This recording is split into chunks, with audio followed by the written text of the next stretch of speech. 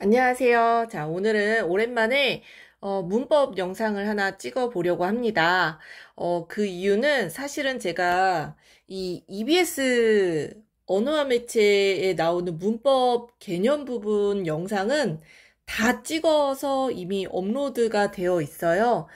다 여러분들 아마 방학 때 문법 정리하는 친구들 있을 텐데 아마 선생님 뭐 재생 목록 이런 걸로 찾아보면은 이미 영상을 다 찍어서 여러분들이 문법 개념 정리할 수 있게끔 영상을 올려놨습니다. 그런데 이 문장의 구조 요 부분 찍은 영상이 약간 문제가 생겨가지고요. 선생님이 아쉽지만 이 부분을 삭제를 해놓은 상태예요.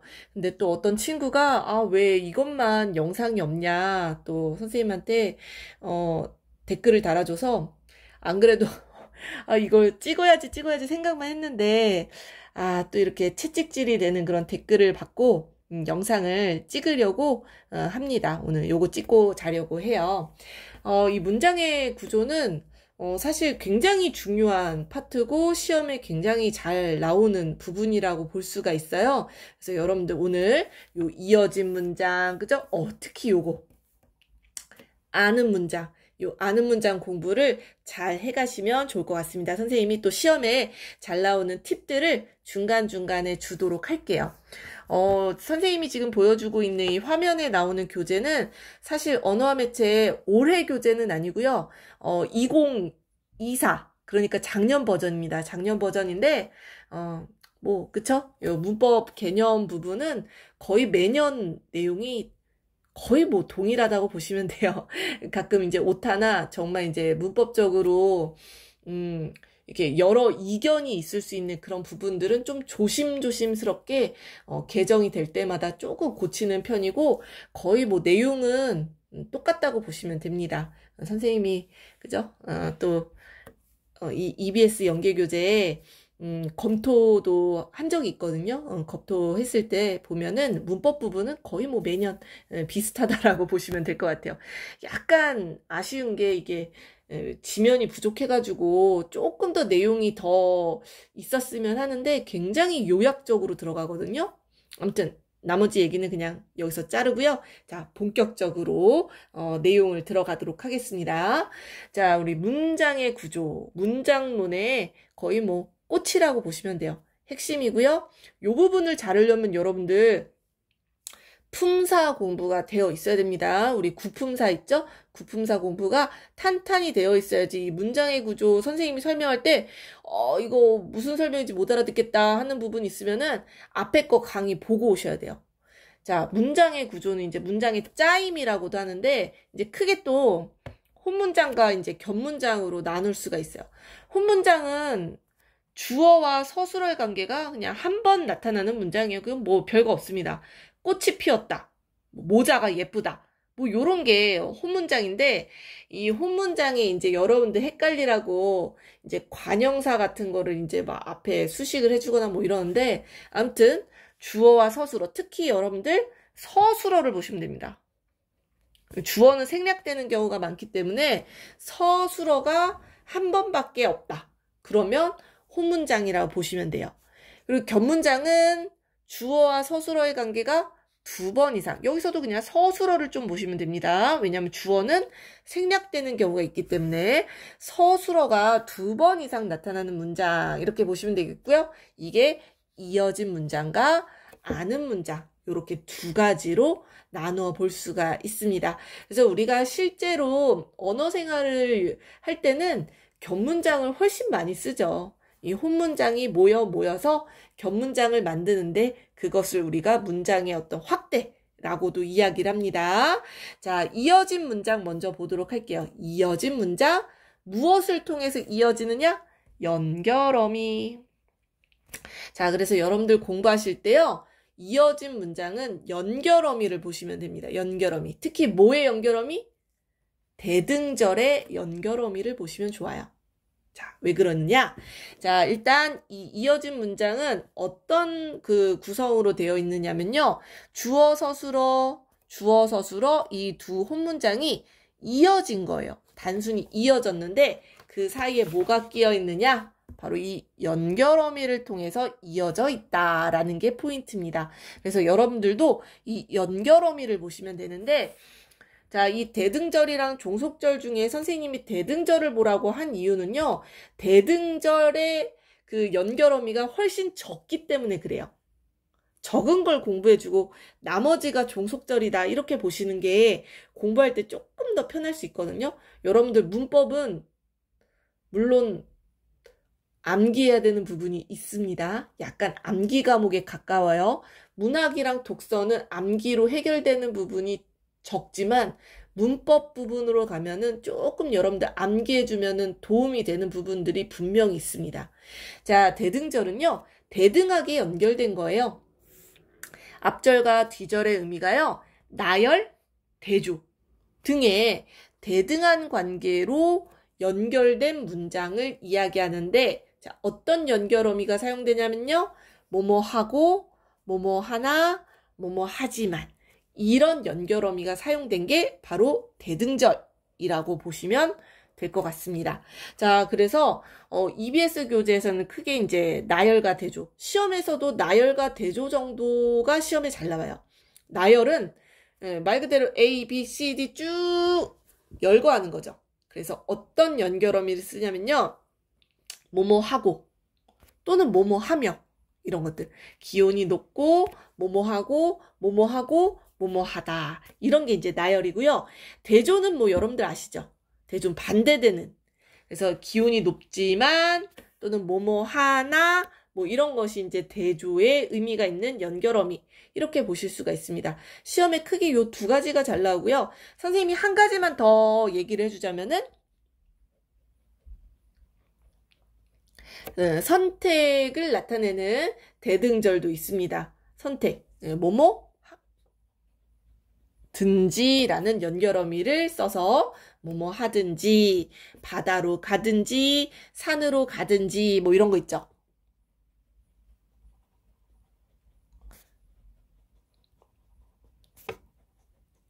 산으로 가든지, 네가 결정해라 이렇게 얘기할 때 이 든지도 바로 문장과 문장을 대등적으로 연결해주는 연결어미, 대등적 연결어미라고 봐주시면 될 것 같습니다.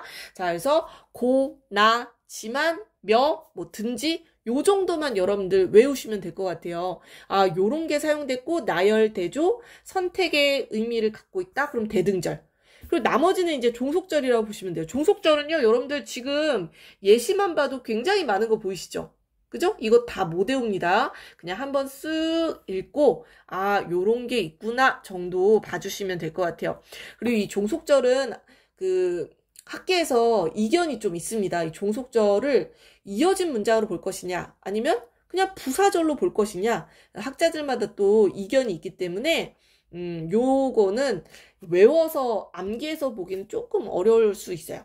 아무튼, 앞절과 뒤절의 의미가 종속적으로 연결된 문장입니다. 그래서 의미 관계가 독립적이지 못하고 종속적인 그런 관계이다라는 건데요. 어떤 것들이 있냐면 원인, 이유, 그러니까 인과로 연결이 된다든지, 어떤 사건의 배경, 상황, 조건, 가정, 의도, 목적, 양보, 뭐 중단, 전환, 정도의 심화, 이런 의미를 갖는 게 종속절이에요. 이렇게 보면은 잘 몰라요. 예시를 보셔야 됩니다. 예시를. 인과 정도는 그래도 좀 감이 많이 오시죠? 인과? 어떤 종속적 연결어미를 사용하냐면요, 니까, 무로, 아서어서 이런 걸 쓰죠. 그죠? 그래서 지금은 나가지 마. 왜? 비가 많이 오니까. 그죠? 원인, 이유를 설명해주는, 이게 이제 종속절이에요. 자, 배경 상황 뭐예요? 친구를 만났다. 뭐 하는데? 집에 가는데. 이 어떤 배경, 사건의 어떤 배경 상황을 설명해 주는 겁니다. 뭐뭐 하는데. 조건 가죠. 이건 조금 쉬울 수 있네요. 그죠? 뭐뭐 하면, 날씨가 좋으면, 이게 이제 조건이죠. 그죠? 공원에 놀러 가자. 면 말고, 뭐뭐 라면, 뭐뭐 거든, 뭐뭐 더라도, 이런 게 이제 종속적 연결어미 해당되는 거고요. 의도와 목적, 뭐뭐 하러, 뭐뭐 하려고, 뭐뭐 하고자, 이런 것들이 있고요. 양보, 뭐뭐 하더라도, 뭐뭐 얻어, 아어도, 뭐뭐 하더라도, 리을망정, 리을지라도, 리을지언정, 뭐 이런 것들 양보에 해당하는 종속적 연결어미고요. 중단 전환, 책을 읽다가 전환이 된 거예요, 행동이. 그죠? 전화를 받았다. 이런 거. 심화, 리을수록, 그죠? 높을수록 골짜기가 깊다. 이런 게 이제 종속적 연결어미입니다. 자, 그래서 여러분들 이렇게 연결어미를 외우고 또는 의미상으로 파악하셔도 되고요. 또는 요거 구분하기가 너무 까다롭다. 이 구분하는 방법. 자, 대등절과 종속절 구분하는 방법 가장 간단한 건요. 앞절과 뒷절 위치를 바꿔보는 겁니다. 위치 변경. 위치를 바꿨을 때 바꿔도 별 의미 변화가 없다.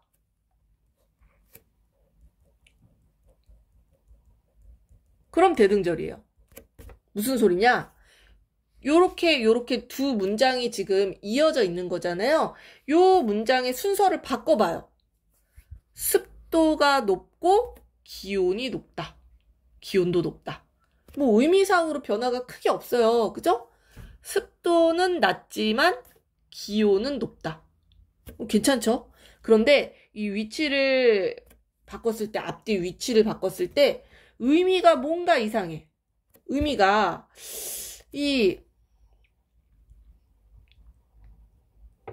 기존의 그 문장의 의미랑 좀 다른데 요렇게 느껴지면 종속절입니다. 요것만 예를 들어도 딱 느낌 오실 거예요. 비가 많이 온다, 나가지 마. 요 두 문장 지금 이어져 있는 거잖아요. 근데 지금은 나가지 뭐 않으니까 비가 많이 온다. 뭐 이런 식으로 앞뒤를 바꿔놨다고 생각해 보세요. 이상하잖아요, 의미가. 그죠? 친구를 만나는데 집에 간다. 의미가 너무 이상한데? 그지? 요렇게 순서를 바꿨을 때, 그죠? 순서를 바꿨을 때, 뒤집었을 때, 의미가 좀 이상하다. 의미가 완전히 바뀌었다. 그럼 종속절이고요. 의미가 별로 달라진 걸 못 느꼈다? 대등절입니다. 그래서 앞뒤절의 위치를 변경해 본다거나, 아니면 선생님 아까 팁 뭐예요? 대등절의 연결어미를 좀 외우시면 도움이 될 수 있습니다. 자, 여기까지는 크게 어려운 거 없어요. 자, 우리를 괴롭히는 거는 안긴절, 아는 문장입니다. 요거 오늘 꼭 공부해 가세요. 자, 한 절이 다른 절을 문장 성분의 일부로서 안고 있는 문장입니다. 이때 안겨 있는 절을 안긴 절이라고 해서 우리 무슨 절, 명사절, 관형사절, 부사절, 서술절, 인용절 5가지 있어요. 5가지. 자, 이 안긴절 여러분들 꼭 공부하셔야 돼요. 시험 너무 잘 나와. 자, 이 아는 문장은 요렇게 문장 구조를 단순화하면은 문장 구조를 요렇게 보실 수가 있어요. 자, 주어와 서술을 갖고 있는 큰, 그죠? 아는 문장이 있고요. 여기에 안겨있는 주어 서술어, 요 안겨있는 게 바로 절이에요, 절. 요게 절이라고 보시면 됩니다. 안긴절. 자, 그래서 이 안긴절은 5가지가 있어요. 명사절, 관형사절, 부사절, 서술절, 인용절. 자, 이거는 또 어떻게 공부를 하면 좋으냐. 자, 이 절들은요, 이 전성어미가 있는 게 있고 없는 게 있거든요. 일단 전성어미가 있으면 전성어미를 외워주세요. 아시겠죠? 자, 명사절, 명사의 기능을 하는 절입니다. 명사의 기능을. 여러분들 굉장히 또 막 영어 문법이랑 헷갈려하는 친구들이 굉장히 많거든요. 자, 이 부분에 관해서는 영어와 한국어를 꼭 머릿속에서 구분해서 완전히 다른 개념이라 생각하고 공부하셔야 돼요. 자, 명사의 기능을 해주는 절입니다. 자, 그렇기 때문에 명사는 뒤에 뭐가 붙죠? 조사가 붙잖아요. 조사가 붙어서 주어가 되기도 하고 목적어가 되기도 하고 보어가 되기도 하고 관형어가 되기도 하고 부사어가 되기도 해요. 자, 아무튼 요런 기능을 할 수 있는 절이 명사절입니다. 명사절. 자, 이 명사절에는 명사형 어미가 붙는데요. 명사로 성질을 바꿔준다라고 해서 전성어미라고 합니다. 성질을 바꿔준다라는 얘기예요. 그래서 명사형 전성어미가 붙는데요. 이 명사형 전성어미는 땡큐예요. 2개밖에 없어요. 2개 외워주세요. 아시겠죠? 음기가 있습니다. 음기. 기억해주세요. 음기. 자, 명사형 어미 음기 있는데요. 자, 그가 옳았다라는 문장이 지금 안겨 있잖아요. 어떻게 안겨 있어요? 그가 옳았음. 명사처럼 바꿔줬어요. 그가 옳았음. 뒤에 조사 붙었잖아요. 조사. 근데 조사가 뭐가 붙었지? 목적격 조사가 붙었어요. 그래서 우리는 깨달았어. 무엇을? 그가 옳았음을. 자, 요 안긴 절이 명사절이고요. 전체 문장에서는 목적어 기능을 하고 있어요. 목적어. 이해되시죠? 명사절이 지금 목적어 기능을 하고 있습니다. 목적어 기능을. 자, 여기도 강아지가 돌아오다 라는 문장을 돌아오기. 명사형 어미 기를 붙였어요. 그래서 주인이 기다린다. 무엇을? 목적어 넣어주고 싶은데 이 목적어에 강아지가 돌아오기를 이렇게 명사절에다가, 그지? 명사절에 이 목적격 조사를 붙여준 거야. 목적격 조사가 뭐죠? 이 모르면 안 돼요. 앞에 형태론 가셔서 공부하고 와야 됩니다. 자, 이렇게 요런 게 목적어를 만들어주는 목적격 조사예요. 자, 그래서 이렇게 명사절에 목적격 조사를 붙여서 목적어 기능을 하게끔 만들어주고 있다라는 겁니다. 명사절은 안긴 문장 요 문제 될 때 선지로 꼭 1개는 나옵니다. 명사절 기억을 해주시고요. 자, 여러분들이 굉장히 헷갈려하는 게 미리 체크해 놓을까요? 관형사절이랑 서술절이에요. 관형사절, 서술절. 자, 관형사절 먼저 공부할게요. 관형사절은 그냥 관형절이라고도 합니다. 관형절이라고도 하는데 이 관형절은 관형어의 기능을 하는 절을 안고 있는 거예요. 관형어. 관형어가 뭐죠? 뒤에 오는 말을 수식해주는 게 관형어 아니겠어요? 뒤에 오는 말 무엇을 수식해줘요? 이런 명사. 그지? 이렇게 수식해주잖아. 음식, 어떤 음식? 형이 요리한 음식. 모습, 어떤 모습? 밥을 먹는 모습. 신발, 어떤 신발? 내가 신을 신발. 어떤 모자? 내가 쓰던 모자. 이렇게 뒤에 오는 체언을 수식해주는 게 관형어입니다. 자, 관형어가 뭔지 모른다? 앞에 가서 다시 공부하고 오세요. 이게 개념들이 다 연결되어 있기 때문에 순서대로 좀 공부해 주시는 게 좋아요. 문법은. 자, 관형사절도요. 다행히 전성어미가 있습니다. 관형사형 전성어미 4개 있어요. 는, 을, 던 4가지가 있습니다. 4가지. 자, 그래서 여기 예시 먼저 볼게요. 나는 음식을 좋아한다. 어떤 음식? 형이 요리하다. 형이 음식을 요리하다겠죠? 요리한. 요렇게 니은. 그죠?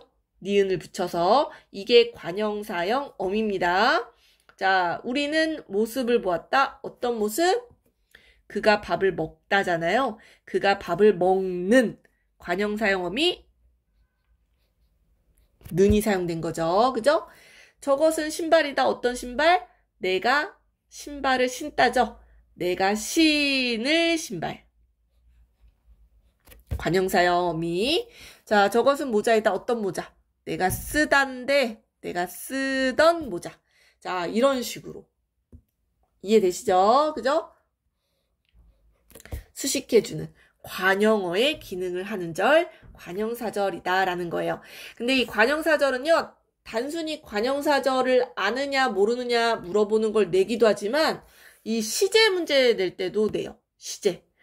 뒤에 시제, 시간 표현이랑 관련된 것도 선생님 영상 찍어놨는데, 이 시제를 나타낼 때 이 관형사형 전성어미를 보기도 합니다. 근데, 여기서 또 포인트. 동사랑 형용사가 달라요. 뒤에 붙는 관형사형 어미가 다릅니다. 자, 동사는요, 과거 시제를 나타낼 때 은이나 던이 붙을 수가 있어요. 먹은 떡, 먹던 떡. 현재는 는이 붙어요. 먹는 것, 먹는 고기, 뭐 이런 식으로. 미래는 을이 붙어요. 먹을, 뭐, 고기. 고기 얘기만 계속하네. 아무튼 을이 붙는데, 자, 형용사 같은 경우에는요, 비교해 보세요. 미래 시제는 괜찮아요. 미래 시제는 같아요. 리을이나 을이 붙습니다. 예쁠 것이다. 뭐 이런 식으로. 자, 그런데 과거 시제랑 현재 시제는 달라요. 자, 형용사 같은 경우에는요, 과거를 나타낼 때는 던밖에 못 붙습니다. 예쁘던. 니은은 예쁜 나의 모습. 현재를 나타내죠. 현재. 자, 그래서 니은 또는 은이 붙을 때는 형용사일 때는 현재를 나타내고요. 는은 올 수가 없어요. 형용사는. 예쁘는 말이 안 되잖아요. 그죠? 예쁘는 요런 거는 올 수가 없다라는 겁니다. 자, 그래서 과거, 동사의 과거를 나타낼 때는 은이 붙고요. 형용사의 현재를 나타낼 때는 은이 붙습니다. 자, 요거 헷갈리면 안 돼요. 그죠? 자, 체크해 보시고요. 자, 그래서 관형사절이 문제 낼 게 굉장히 많은 절이다라는 거고요. 자, 부사절 보도록 할게요. 부사절. 자, 부사절도요. 부사어의 기능을 하는 절을 안고 있는 건데요. 자, 이 부사절은 부사형 어미가 붙습니다. 부사형. 자, 부사형 어미 개, 도록. 이 붙고요. 이게 아마 오류라 작년부터 좀 뭐라 해야 되지? 그 정전표에 나와 있던 부분이거든요. 아마 올해 교재에는 이게 접사라고 딱 나와 있을 거예요. 이는 부사 파생 접사고요. 나머지가 부사형 어미입니다. 아이고. 이것도 학자들마다 의견이 분분하긴 한데 개, 도록, 드시는 어미고요. 부사형 어미고 이 부사를 만들어주는데 이 접사가 사용되기도 해요. 그래서 이가 붙는 건 부사 파생 접사라고 보시면 됩니다. 자, 예시를 한번 볼게요. 예시. 이 부사어는 뒤에 오는 그 서술어를 수식해주는 경우가 많거든요. 물론 다양한 걸 수식해주지만 주로 서술어를 수식해줘요. 주로. 자, 영수가 여행을 떠났어요. 어떻게 떠났어요? 돈도 없이 떠난 거예요. 돈도 없이. 그랬을 때 이가 붙은 게 부사 파생 접사라는 거예요. 자, 그래서 돈이 없단데 돈도 없이 이가 붙어서 부사절을 만들어 준 거고요. 길을 비켜주자. 어떻게 비켜줘요?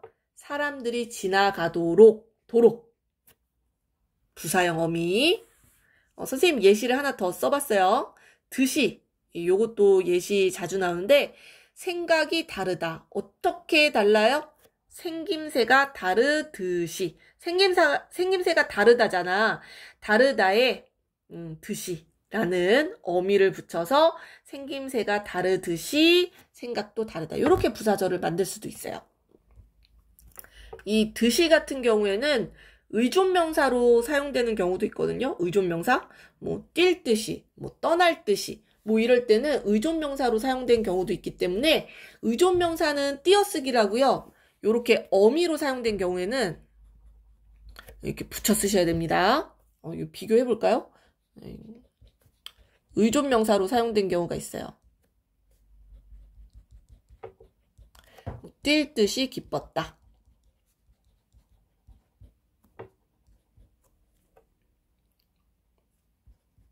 왜 이렇게 잘 안 나오지?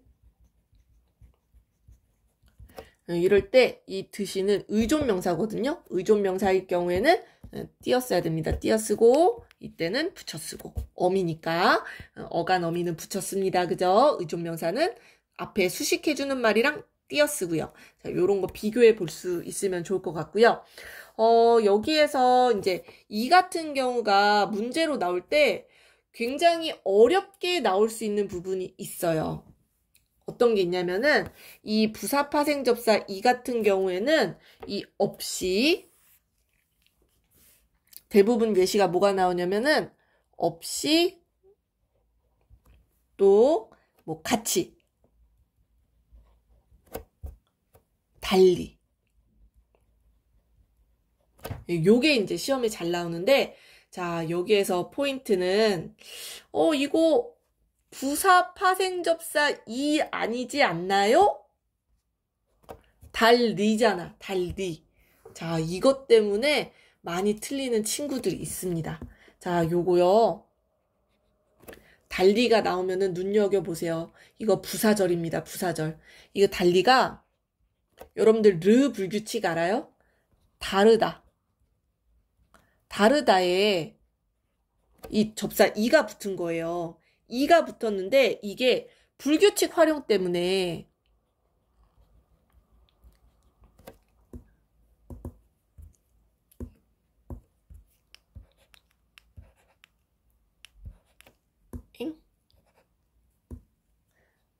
불규칙 활용 때문에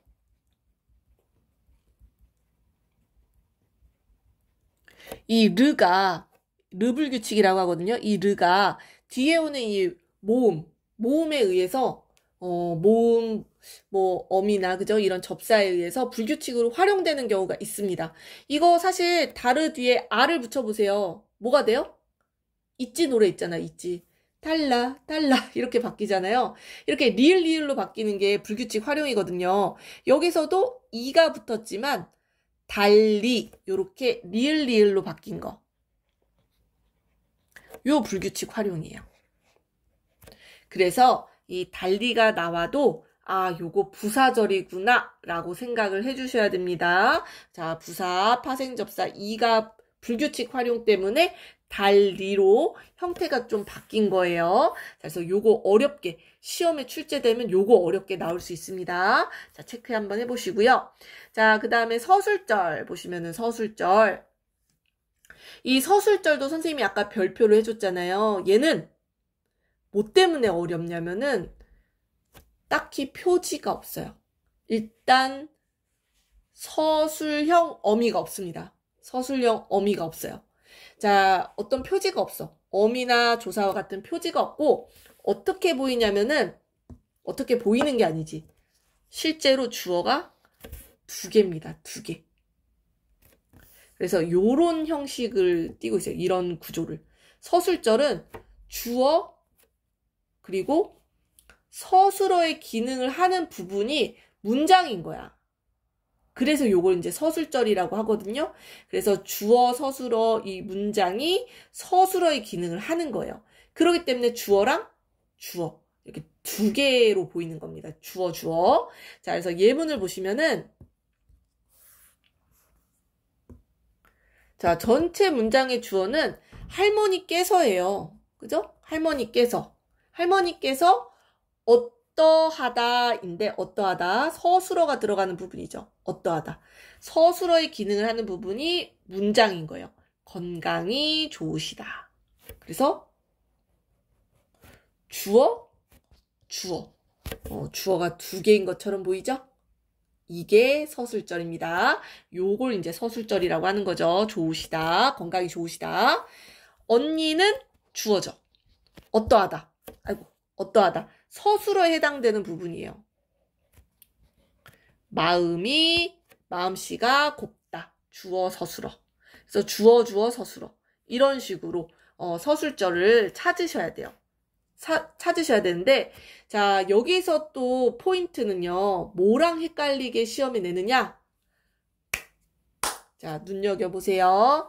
바로 보어와 헷갈리게 시험 문제를 낸다라는 겁니다. 보어. 여러분들 보어가 뭐예요?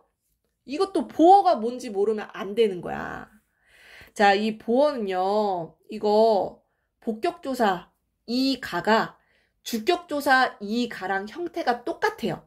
그래서 친구들이 이거를 주어라고 헷갈려하는 친구들이 있어요. 근데 실제로 학계에서 이거 주어로 볼 것이냐, 보어로 볼 것이냐, 이견이 있긴 해요. 그런데 우리 학교 문법에서는 보어로 보고 있어요. 언제 보어로 보고 있느냐?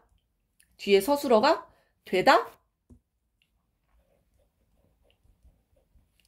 아니다가 올 때 주어, 서술어가 있고 이 서술어가 물이 되었다? 무엇이 되었는지가 문장 성분이 하나가 더 필요하거든요. 그러기 때문에 주어, 서술어 사이에 보조해주는 게 바로 보어예요. 보어. 자, 보어. 되다, 아니다. 이 서술어 앞에 오는 게 보어입니다. 자, 아니다도 마찬가지예요. 나는 아니다. 무엇이 아닌지가 와야죠. 그걸 이제 보어예요. 나는 도둑이 아니다. 할 때 그 도둑이가 보어가 되는 거거든요. 그래서 이 보어는 되다, 아니다, 서술어 앞에 오는 게 보어야. 그러니까 물이 얼음이 되었다는 겹문장이야, 겹문장 아니야? 이거 겹문장 아니에요. 주어, 보어, 서술어. 서술어가 하나 나오잖아. 주어, 서술어의 관계가 하나인 혼문장이에요. 혼문장. 아이고. 주어, 서술어가 하나의 관계로 이루어져 있는 혼문장입니다. 그렇기 때문에 얘는 겹문장, 혼문장 구분할 때도 헷갈리는 선지로 보기에 넣어줘요. 겹문장 아니에요. 더더군다나 서술절 아닙니다. 서술절 아니죠? 왜냐? 이거 주어 아니잖아. 보어야 얘들아. 주어, 보어, 서술어야. 주어, 보어, 서술어. 로 이루어져 있는 문장입니다. 그렇기 때문에 서술절이라고 헷갈리면 안 돼요. 그런데 이제 서술절이랑 헷갈리라고 꼭 이렇게 보어가 들어간 문장을 선지에 넣어주더라. 선생님도 내신 문제 낼 때, 학교 시험 문제 낼 때 고려를 굉장히 많이 합니다. 이거 내면은 진짜 애들이 많이 틀리거든. 개념이 명확하게 서 있지 않는 이상은 틀리게 되어 있습니다. 아시겠죠? 함정선지 꼭 좀 기억해 주세요. 자, 그래서 서술절 딱히 표지가 없고 주어, 서술어의 형태를 띠고 있다라는 거. 자, 마지막 인용절입니다. 인용절. 자, 인용절은 조사가 붙어요. 이 라고 고가 인용격 조사예요. 인용격 조사. 자, 어떤 말이나 생각을 인용한 것을 절의 형식으로 안고 있는 건데요. 자, 직접 인용 너무 쉽습니다. 직접 인용 뭐예요? 선생님이 지금 제스처를 하고 있는데 영상이 나가지 않기 때문에 선생님 얼굴이 따옴표가 붙죠. 직접 인용에는 따옴표가 붙고 그 뒤에 라고 또는 이라고 요게 붙는 게 직접 인용이에요. 어렵지 않죠? 굉장히 쉽습니다. 간접 인용은 고가 붙어요. 고. 어디로 가냐고 물었다. 이게 이제 간접 인용이에요. 자, 그랬을 때 이 인용절을 물어볼 때 또 시험에 낼 수 있는 포인트가 직접 인용은 없어, 얘들아. 직접 인용은 낼 게 없고 간접 인용이 낼 게 있어요. 왜? 간접 인용은 종결 표현이나 뭐 대명사나 뭐 이런 것들이 좀 바뀌거든요. 여기도 마찬가지죠. 어디로 가니? 라고 물었는데 어디로 가냐고 느냐고로 바뀌거든. 느냐고. 이렇게 종결 표현이 달라진다라는 것을 가끔 단독 문제로 내기도 합니다. 그랬을 때 우리 또 헷갈릴 수 있는 부분 요거 보세요. 선생님이 이렇게 헷갈릴 수 있는 함정선지들을 여러분들한테 이렇게 킥으로 주는 거예요. 자, 그 사람은 자기가 학생이라고 주장하였다. 요 문장 선지로 내고 직접 인용 또는 인용격 조사 라고를 사용했다. 이런 식으로 함정선지를 팝니다. 여기에서 인용격 조사 라고가 사용된 거예요? 아니에요. 아닙니다. 자, 여기에서 격조사 고만 사용됐어요. 고. 격조사 고. 고만 사용됐어. 라고 아니야. 그럼 이 라는 뭐죠, 선생님? 이거 학생이 다잖아요. 서술격 조사 이다로 끝나는 경우는 이다가 이라로 종결 표현이 바뀌어요. 그래서 이게 라고가 조사 라고가 쓰였다라고 헷갈릴 법도 해요. 근데 이거는 딱 봐도 직접 인용 아니고 간접 인용이죠. 간접 인용이고요. 간접 인용격 조사 고가 사용된 겁니다. 요거 헷갈리지 마세요. 함정선지로 딱 넣어놓으면은 이것도 막 문제 빨리 풀려고 막 이게 덤벙덤벙 되는 친구들 있죠. 그 덤벙덤벙 되는 친구들이 이런 거 꼭 틀려요. 안타깝습니다. 틀리지 말라고 선생님이 알려주는 거니까 함정선지 나올 수 있다라는 거 체크하세요. 자, 그러면은 진짜 어렵고 헷갈릴 수 있는 거 우리 지금 다 배운 거거든요. 다 배웠고요. 우리 여기 오른쪽 날개에 문장 구조의 예시가 좀 나와 있기 때문에 마지막으로 예시 보면서 내가 제대로 이해했는지 체크하고 넘어갈게요. 자, 견문장은요, 문장의 짜임을 단계적으로 파악해야 된다라고 하는데, 일단 전체적으로 좀 보는 게 좋아요. 전체적으로 약간 숲을 본다는 마음으로, 그가 범인임이 밝혀졌다라고 했을 때, 전체 문장을 일단 보세요. 전체 문장. 밝혀졌다. 이게 서술어잖아요. 밝혀졌다. 무엇이 밝혀졌는지. 이게 바로 이제 주어죠. 전체 문장의 주어가 그가 범인임. 명사절이 안겨있네? 라고 보셔야 되는 거예요. 왜 명사절이죠? 명사형 어미 음기. 그지?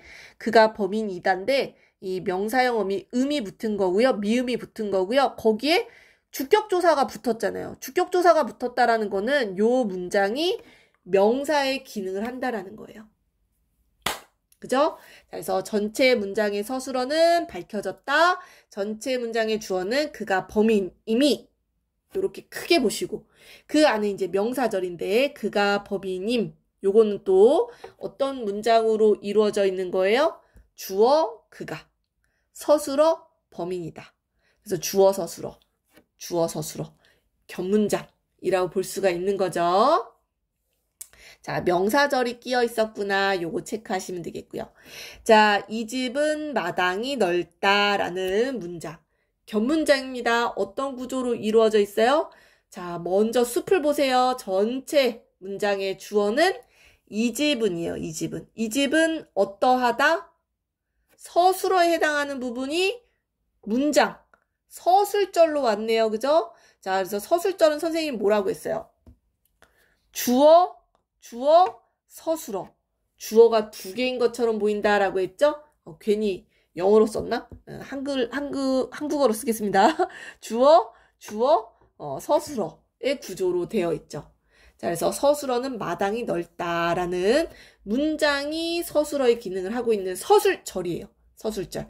이 서술절은 또 주어가 마당이, 서술어가 넓다라고 볼 수가 있겠죠. 자, 요거 굉장히 자주 나오는, 그죠? 대등절의 예시인데, 인생은 짧고 예술은 길다. 요거 안겨있네? 말은 명언이다. 자, 전체적으로 볼까요? 자, 전체 문장의 서술어는 명언이다예요. 명언이다.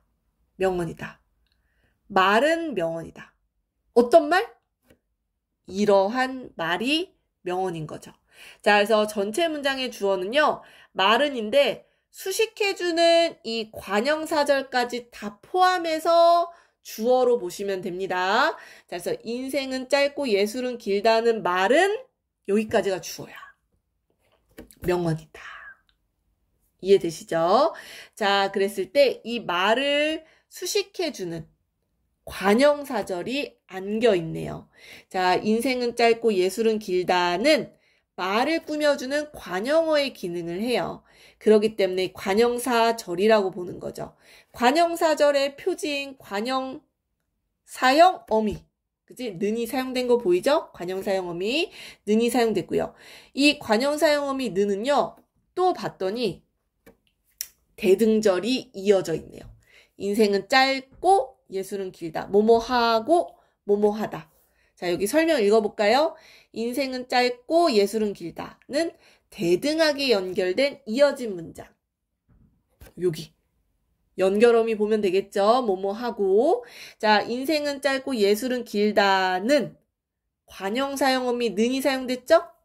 관형사절. 그래서 대등절, 관형사절. 야, 여기 안겨 있는 거, 이어져 있는 거 다 들어있네. 그지? 자, 요렇게 겹문장의 구조를 여러분들 크게 먼저 보고 안으로 들어가면서 파악하시는 거, 분석하는 거 중요합니다. 자, 그래서 오늘 어려운 내용이지만요. 선생님이 좀 중요하게 다뤄지는 거, 함정으로 자주 나오는 예시까지 설명하다 보니까 설명이 좀 길어졌어요. 자, 여러분들 그래도 끝까지 다 보셨죠? 그죠? 끝까지 다 봤다라고 선생님 믿겠습니다. 자, 선생님의 다른 문법 관련한 영상은 이미 다 올려져 있으니까요. 여러분들 보시면서 공부하시고요. 여름방학, 겨울방학 때 문법 개념 정리하기 굉장히 좋거든요. 시간이 좀 있기 때문에 문법은 공부하는데 시간과 어떤 노력, 공이 좀 많이 드는 파트예요.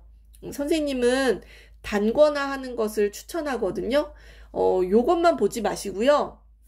여러분들 나름의 노트를 마련을 하세요. 그래서 노트에다가 이거는 쭉 설명이 막 나열되어 있잖아요. 여러분들이 알기 편하게 구조화해서 필기를 하세요. 필기를 한번 하고 다른 또 문제집을 보잖아요. 그 문제집에서 내가 EBS에서 안 봤던 내용이 나왔는데 그 노트에다가 옮겨 적으세요.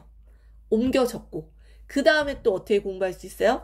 여러분들 또 문제 양치기 해야 되잖아요. 문제 풀이하다가 되게 자주 나오는 내용이다? 빨간 펜으로 별표를 해놓는 거예요. 내가 개념 정리 해놓은 노트에다 빨간 걸로 별표를 해놓고요. 내가 자주 틀리는 문항은 또 뭐 파란색으로 체크해놓는다든지 내가 헷갈릴 수 있는 부분. 그런 식으로 단권화를 하다 보면은 그 내가 만든 노트에서 봐야 되는 부분이 눈에 보여요. 시험장에 들어가기 전에 봐야 하는 부분. 그 봐야 하는 부분이 점점 줄어들 때마다 여러분들 문법 실력이 엄청나게 뛰어오르는 것을 느낄 수 있을 겁니다. 아시겠죠? 선생님 설명 너무 길어진다. 자, 오늘 여기까지 할게요. 우리 다음 시간에 또 만나도록 해요.